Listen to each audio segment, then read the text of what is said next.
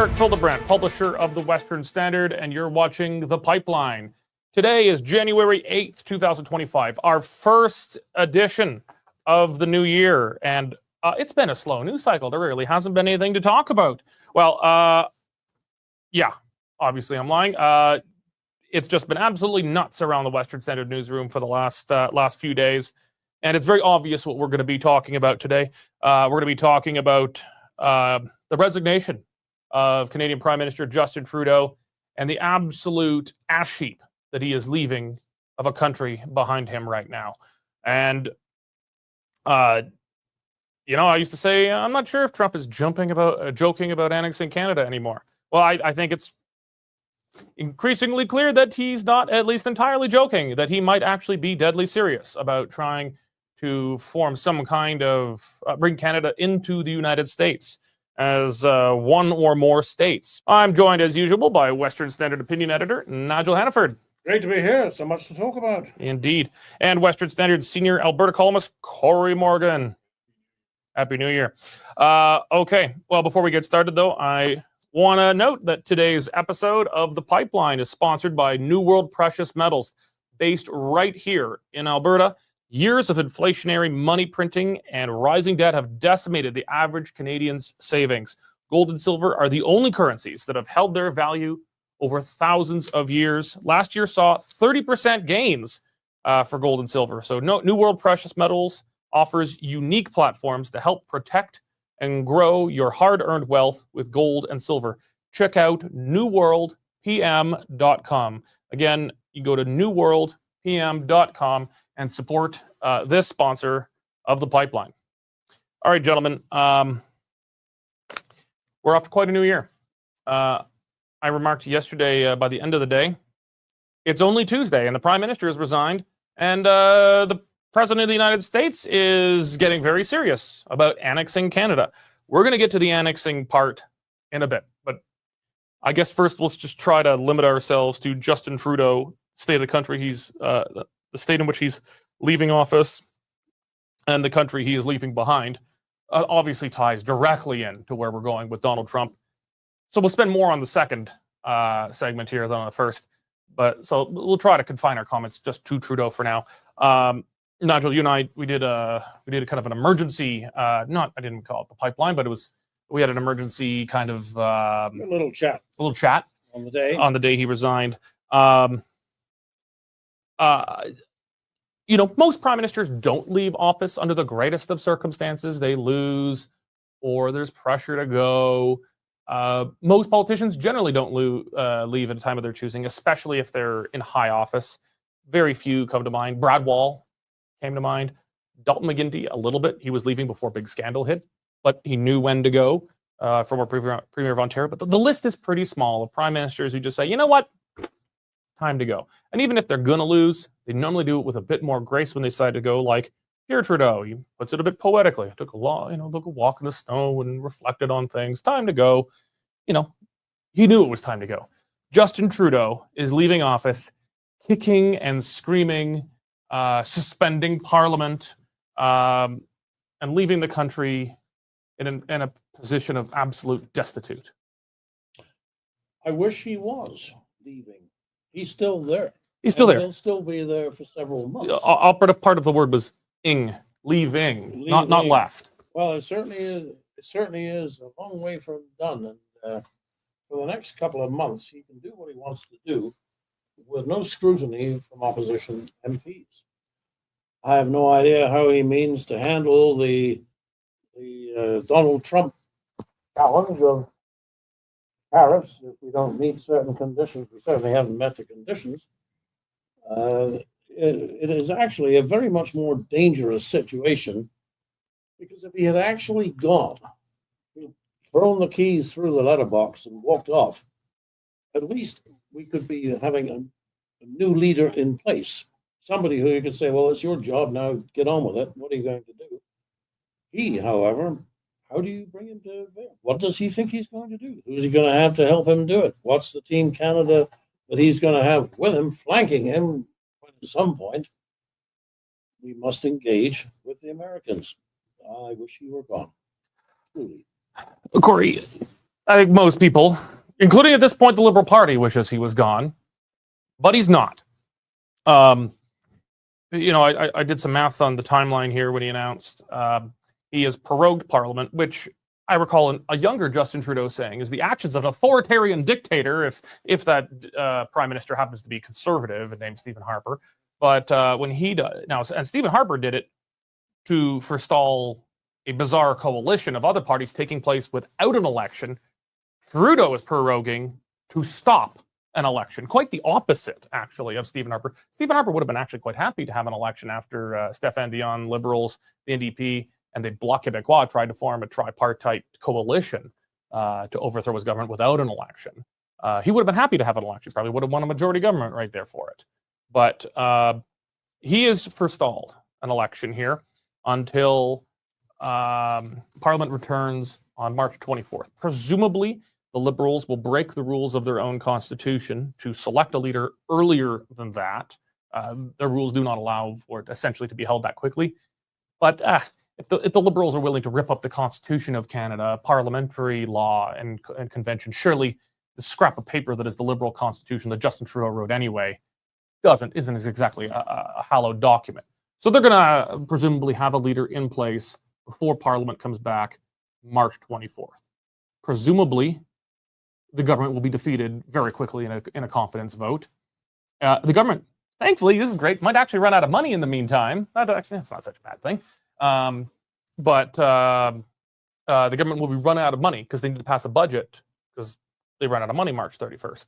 But then we have 5 weeks then roughly for an election. That takes us to early May. And then another 2 to 3 weeks for a new government to be organized and sworn in. That takes us May, June, takes us into probably towards the end of May, early June. And then they have to find the offices and get in. In the meantime, Canada has no functional government at all.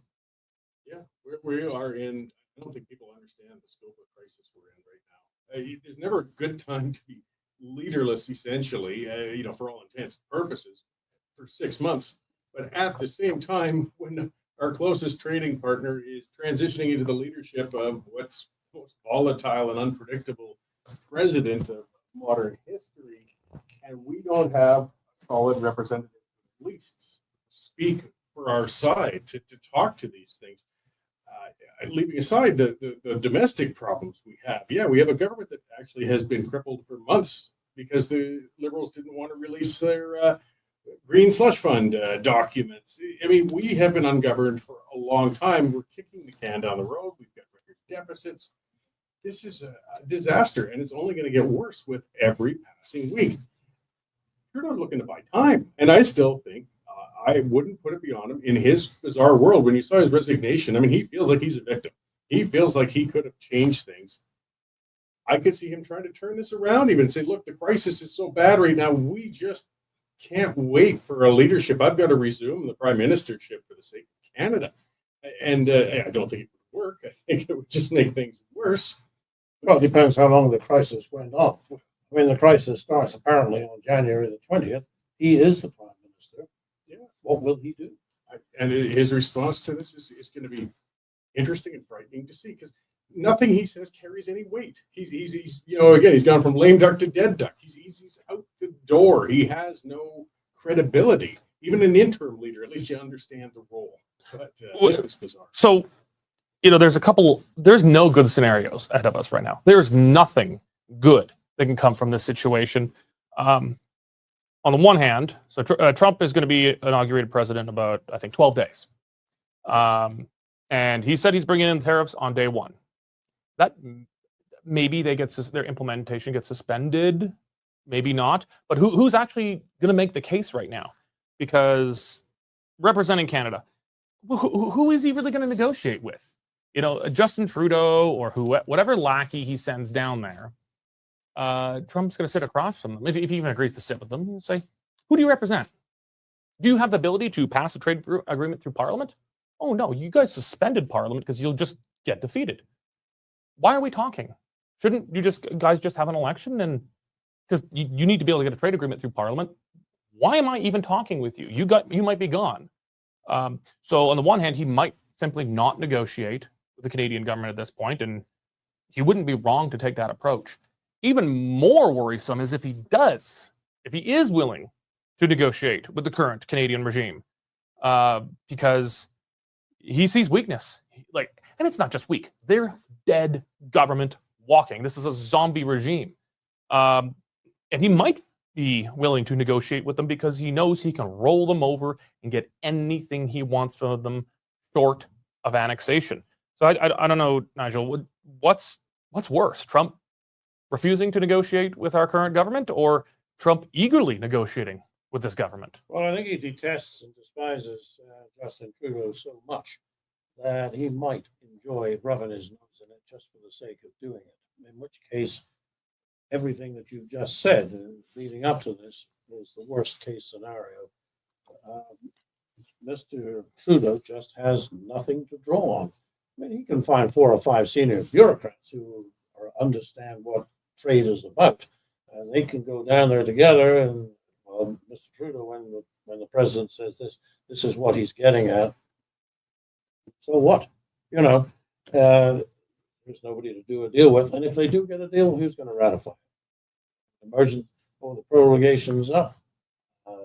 Everybody come back. We're going to do this thing, and then we're going to do a non-confidence vote. It's very hard. You don't need a political analyst.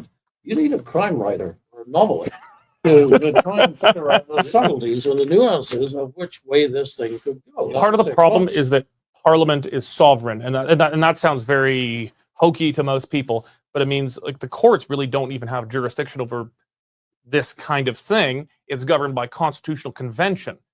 And so there really isn't, the court really might not be able to interfere, even if it is unconstitutional. Except Parliament didn't do it. The Prime Minister's office did it. So, yeah. But the Crown is sovereign. Parliament is sovereign. It's another unknown.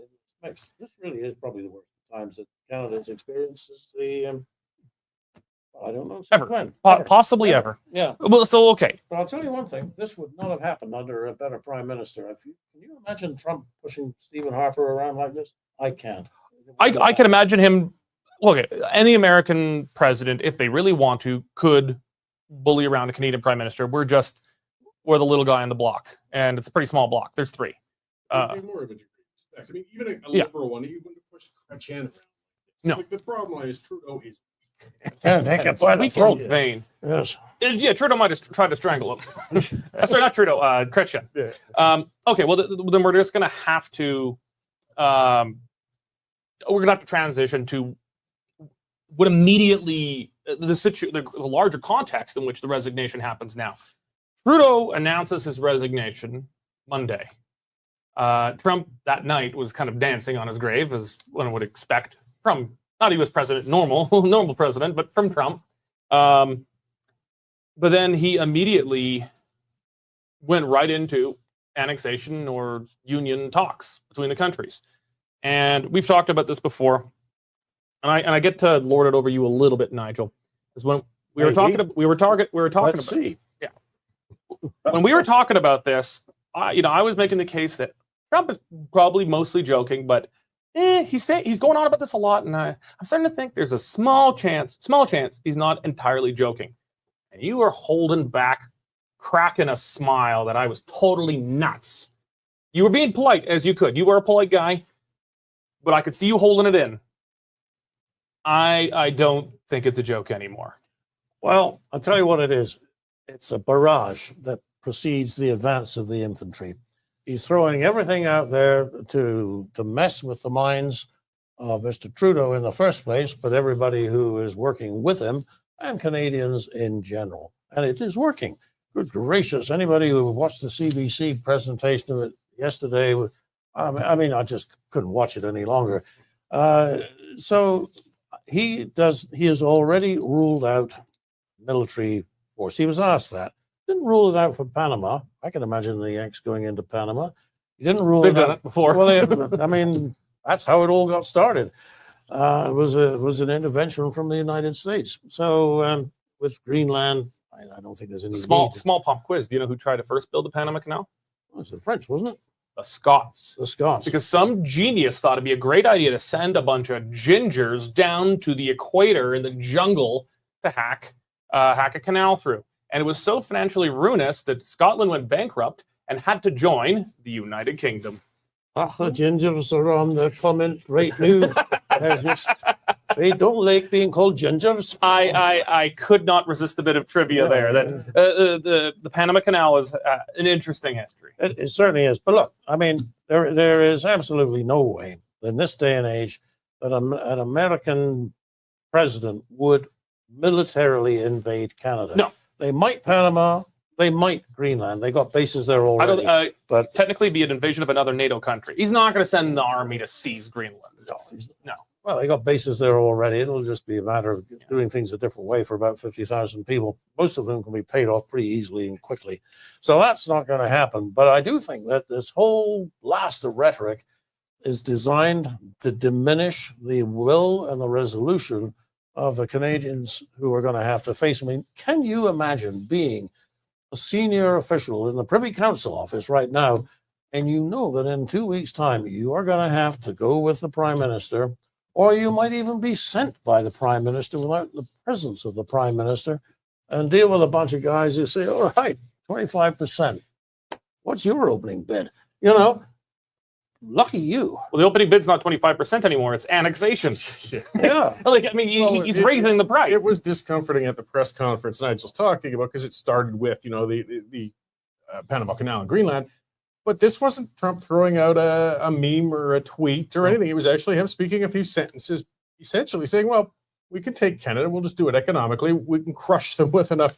Economic force was the term. Yeah, that basically, I mean, you read between the lines, they'll come on bended knee after enough starvation. Yeah. And We call that dollar imperialism in the 50s, you know? yeah. Yeah. And it's, we have to Still take works. it seriously. I mean, I could see him following through with that.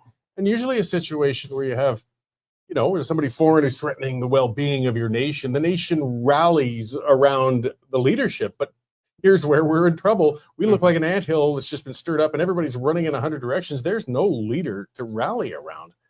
Well, and no calls. Actually, Derek, you should talk about that column of yours that you put Yeah. out. I mean, Well, that's where I'm going with okay, Mr. Trudeau is asking us to back something he doesn't. So I just today I posted a column on this, and it is incredible watching the left in Canada demand that patriots rise up, man the ramparts against the foreign invader. Well, where were you guys during the Freedom Convoy when you jailed our people for protesting against authoritarianism from our own government? Where were you guys when the statues of Sir John A. Macdonald and Queen Victoria were torn down and you kept them down? Even conservatives like Doug Ford, who's trying to wave the flag right now. Look what's on in front of Queen's Park right now. There is the statue of Sir John A. Macdonald, has essentially a tomb around it. It is covered so that no one can see it because vandals are there. And Doug Ford and the police will do nothing about it. Where were you guys when you changed the national anthem to make it politically correct? Where were you guys when you lowered the flag on Parliament Hill and across the country in all federal buildings for 6 months for a sham hoax that Canada is genocidal? Where were you guys when you denigrated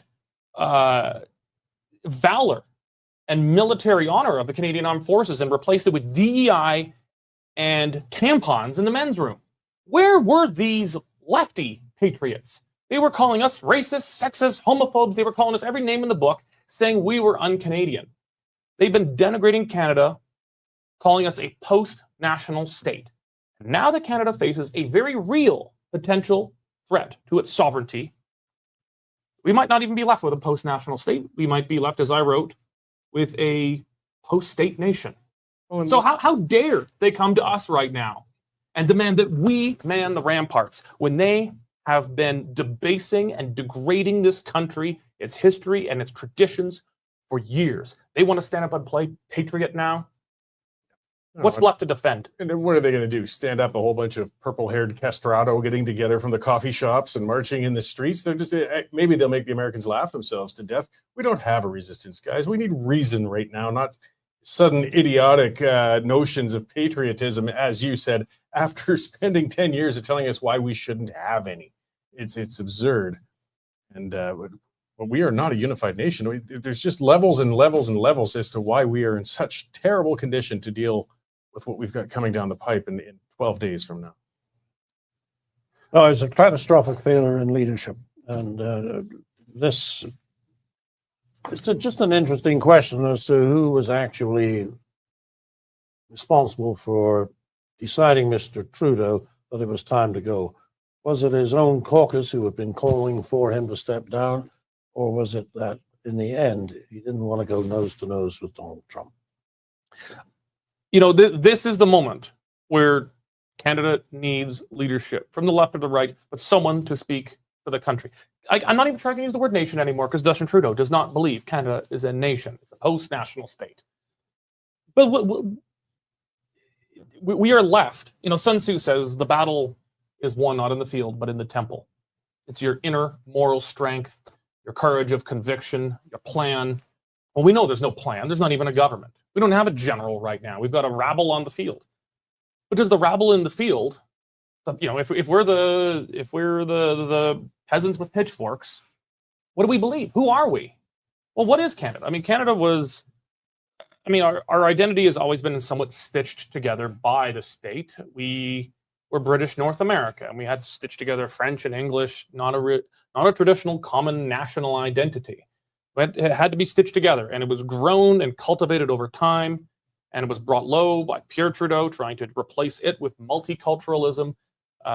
You know, the dark side of Canadian nationalism is just knee-jerk anti-Americanism. Oh, what's a Canadian? What is a Canadian? Well, we're an American with health insurance and no guns. Well, that's always been a bit BS to begin with. But what are we really defending now? I grew up such a fanatical Canadian nationalist, patriot, and I've been told that everything I love about Canada is evil. All the symbols, the institutions, the traditions, these are evil things. So what am I being asked to stand up for right now? Well, you are certainly being asked to stand up for all those things that they've been denigrated, as if you just so eloquently put it. But you also said, where is the leadership coming from? In the complete absence of leadership in the Liberal Party, it must come from the opposition. And those qualities, all these things that you have been talking about, can be reclaimed. It is possible to say, you know, we were wrong about Sir John A. Macdonald. It is possible to say we were wrong to let the Liberals get away with castrating our military, which is even as recently as 10 years, 15 years ago, was active in Afghanistan and doing an amazing job. These things can be brought back, but somebody, and I'm thinking here of the leader of the opposition, needs to step forward and say, okay, obviously things have gone completely off the rails. We need to get through the next couple of months, but ladies and gentlemen, this is how it's going to be when we form government. And to take back all of those things that we have had taken from us. And you could start that framework, but that's still a longer game. But I almost wonder, I mean, we're just speculating on scenarios because Trump's so unpredictable. What if he steps past the prime minister? I mean, he's already kind of acknowledged, you know, Musk and the others are acknowledging that Poilievre appears to be the heir apparent. And just say, I want to start dealing with this guy because I know he's going to be the prime minister in 5-6 months and we can get stuff done. Now, does Poilievre say no? And at the same time, though, that really undermines our entire governing system when a presumed new leader is now negotiating on behalf of, this would have sounded outrageous a month ago. Where are we sitting now? So that's where actually, that's a great point. That's where I wanted to go with this conversation, because he's not the equivalent of Trump, where he's been elected but not yet inaugurated. He's not the prime minister elect. He is the assumed next prime minister, but he's not the prime minister elect.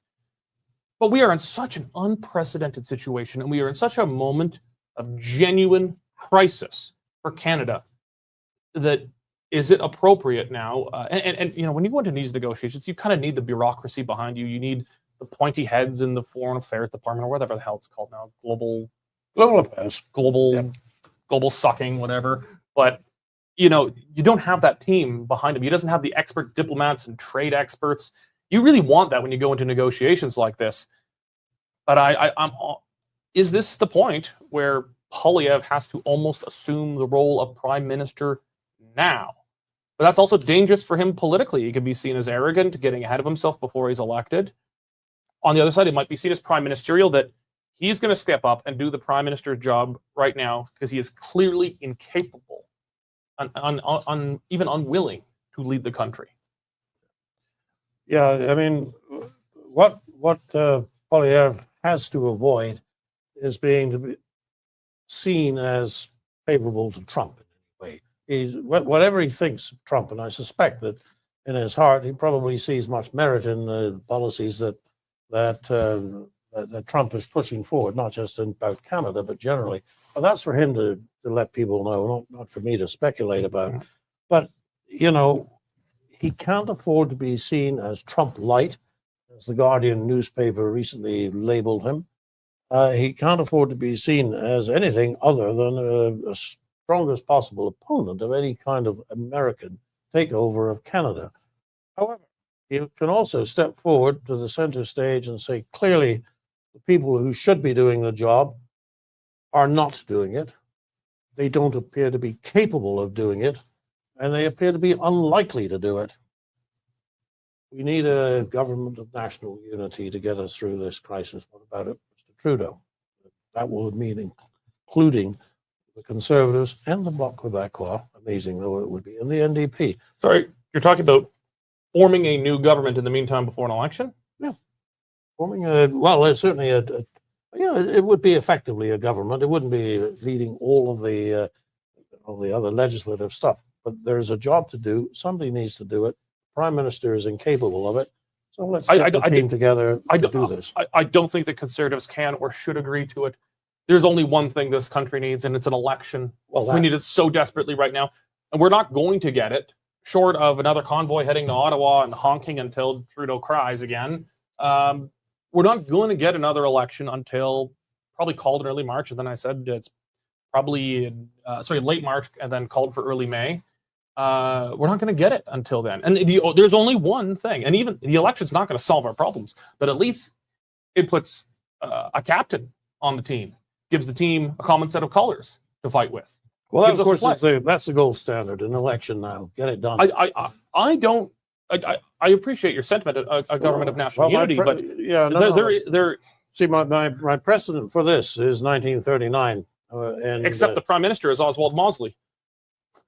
I don't think so. No, what I'm saying is it's completely incompatible. There's a different road altogether. There is no government to rally around right now. You can't form a coalition when the government's completely lost all confidence. Well, there is a person and a team that you can rally around. Not without an election right now. Not informally. I mean, that's everything's going to be informal, but it can be written in pencil. Yeah. No, what I'm talking about is extra constitutional. But at the same time, I thought you were talking about forming a cabinet. When we say government of unity, national unity, I thought you were talking in the traditional cabinet sense. We form a wartime coalition cabinet. Poilievre needs to step forward with a clear plan and a group of people standing behind him who could actually put it into practice and challenge the Liberals to get with their program. Okay. Yeah. I mean, I can kind of see the formation of it's like a shadow opposition in a sense. Well, we're kind of the shadow future government. You don't want to be too presumptuous, but you could say, well, this is what this is going to be. I mean, try to get cooperation out of the bloc. I mean, if anybody's pragmatic among the leaders in there, is actually... You don't need the bloc right now because it's just about... No, but Poilievre can go and negotiate a deal that he can implement once he wins the election. Yeah. To give the appearance of credibility, the more you could bring in, as Nigel saying, at least to look like we've got Well, the bloc has every reason to join this kind of an effort because they'll be toast if they might not be welcomed as a 51st. They'll be all that's Canada will leave Quebec. Yeah, let's talk, Frenchie. Okay. So I get to rub it in Nigel's face just a little bit more. Was when I wanted to talk about Trump not being entirely joking about annexing Canada. You had a hard time keeping a straight face. I think we get to talk about it now. I think we get to talk about it as something he is serious about. Now, maybe he is serious about it, but he's using it. It's not just a troll anymore, having fun, laugh at our expense, laugh at Trudeau's expense. At lightest, it's a negotiating tactic to rattle the hell out of us so that when we come to the negotiating table, maybe we're like, please, just a 25% tariff. Don't take us over. Maybe, but I don't think so. I think he wants to. I think this would put him on Mount Rushmore. I mean, this would more than double the size of the United States. It would make us bigger than the Soviet Union was at its height. We might be bigger than the Mongol Empire was. I'd have to check the math on that, but we'd be in the neighborhood of the Mongol Empire, the largest land empire in world history. Probably, maybe it would even be bigger than the British Empire. Maybe it would be wildly big, wildly powerful. Too bad the fact checkers have all left Google. No, Facebook. Yeah, but I think he's serious about it. Psychological warfare, isn't it? Well, there is psychological warfare. The question is this just meant to rattle us, or is this meant to now soften us up for an actual plan to incorporate the Canadian provinces as states in the United States? Mechanics of such a move, realistically, would take more time than Trump has possibly got a hope to be in office, even if that was a long-term goal. I mean, if he really thinks that this giant union, and he would be the one in history who went beyond the Alaska Purchase and expanded the American borders, if that's seriously what he's got in the back of his mind, still serious, and he's trying to maybe beat up, soften things up to move towards it, I just don't see anything close to that happening within less than a decade or two. I mean, even if we start moving towards it, how much appetite is there on the average American's part to want to see this? How much appetite is there average Republican to say, let's have a bunch more electoral college seats go Democrat in the future? Because Canada sure as heck would. Yeah, but I mean, he commands the Republican Party absolutely at this point. They're going to follow his lead. The Democrats, I mean, they're kind of poo-pooing it a little bit right now, but they kind of do want a bunch of new, mostly blue states in. It's in their interests. So going back to our earlier conversation about this, when maybe he was just trolling us, maybe he was a little bit serious. If he wanted to do it, I mean, we got a lot of people who have been happy to denigrate Canada and drag it through the mud for the last few decades, upstanding about how proud a Canadian they are all of a sudden right now. We have to keep up crappy recycled Tim Hortons as if that's going to go away. But if he was to impose a crippling tariff on us, he could send us into the dark ages economically. And I know some people, I've had chats with people who are, don't follow politics closely. They're like, well, maybe we'll just increase trade with other countries. Yeah, well, we've tried it. Diefenbaker tried to bring us firmly back into the British orbit. Doesn't work, because guess what? It's a small island on the other side of an ocean. Even China, there's just no other real main trading partner for us. We are connected at the hip to America, if we like it or not. And sometimes we don't like it, sometimes we do. If he wanted to crush us economically, he absolutely could. And it would hurt America, but I've seen lefty pundits say, well, it'll hurt Americans even more. No, it won't. It'll hurt Americans a bit, but it could cripple us. And at what point are Canadians who are demanding that the young men go, that the basket of deplorables go to the ramparts right now to defend Canada? At what point are Canadians willing to say, it's enough, we give up, we'll join? I find it hard to imagine that anybody would make the decision to join the U.S. because they were going broke. It might be the smart option, but there's something about that just sticks in the craw, and you'd rather drink your coffee cold than hot, if it means that you have to become an American when you don't want to. I think there's a lot of people in this country at the moment who are kind of smiling at it and says, actually, it wouldn't be so bad. Of course, that's with Trump asking. If it was Biden asking, those same people probably would not say that. And then a bunch of the people opposing it right now would say, "Oh, it would be so bad with a Kamala or so, Biden." Exactly. Yeah. So it kind of depends who you like. But I can't think of a precedent for a country being forced into some kind of surrender of sovereignty through economic means alone.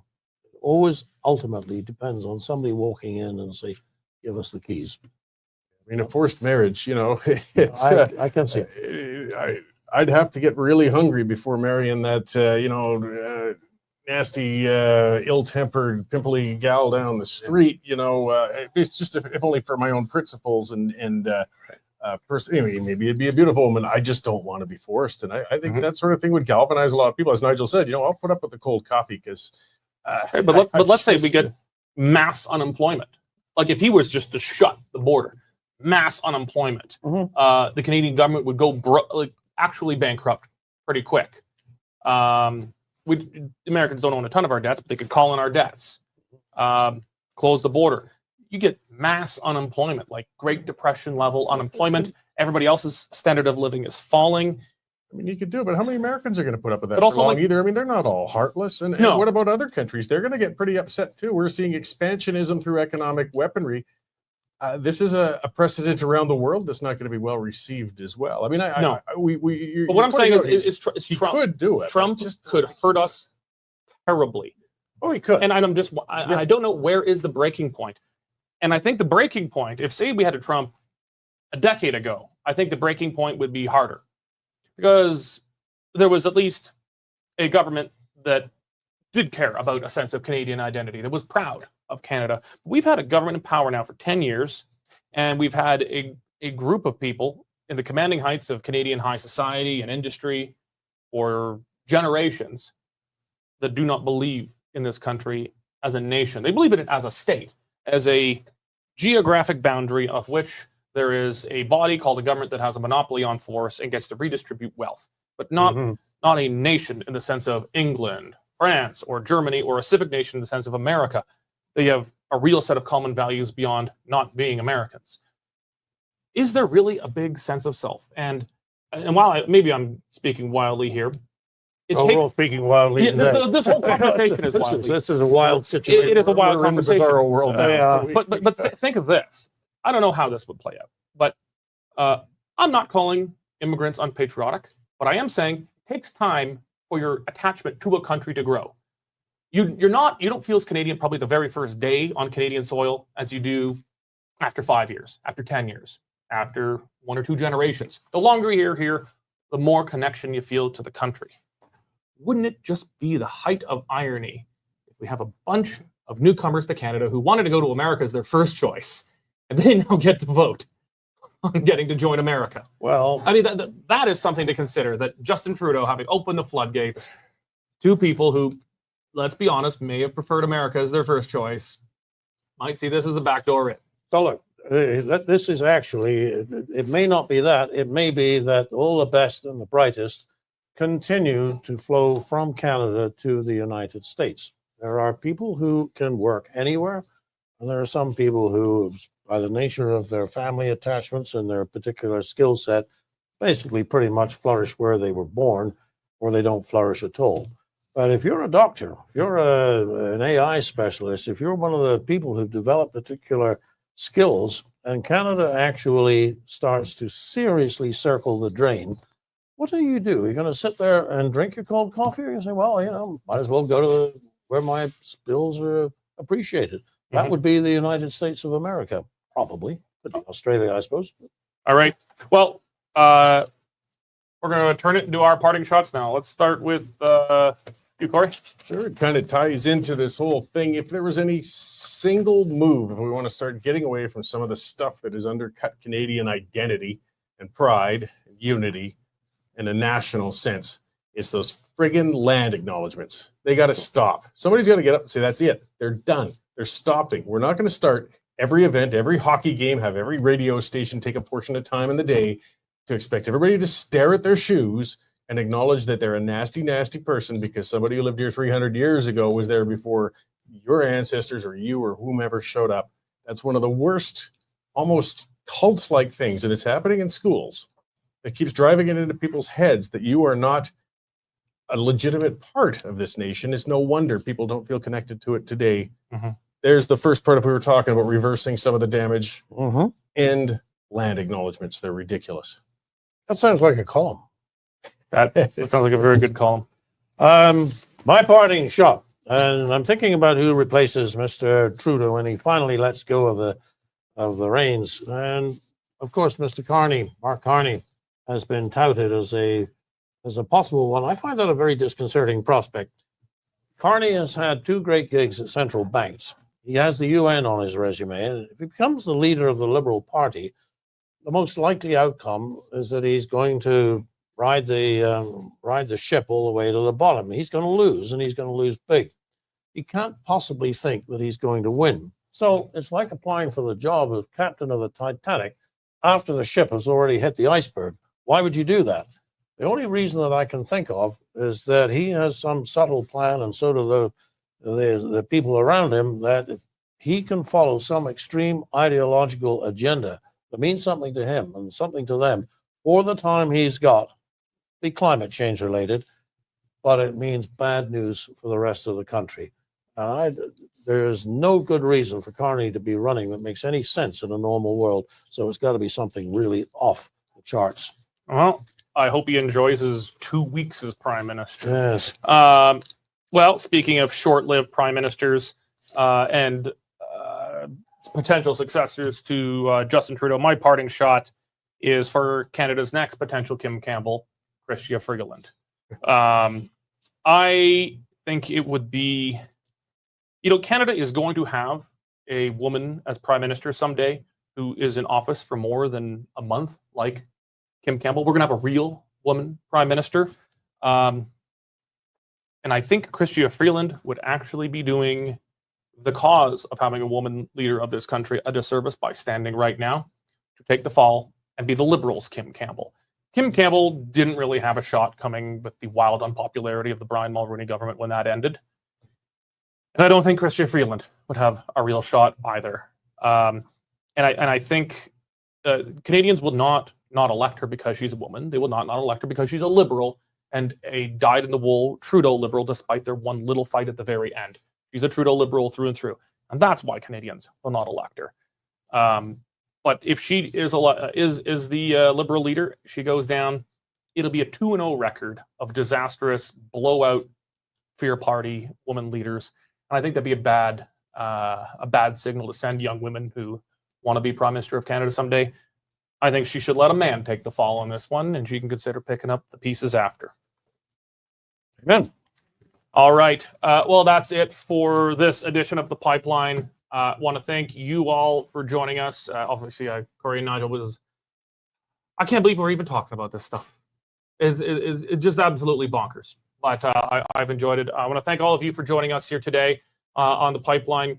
Remember, the Western Standard is government advertising free. We are one of an extremely small number of media outlets in Canada that refuse to take Justin Trudeau's taxpayer media bailout. We're funded by people like you. So please go to westernstandard.news right now. Click on subscribe.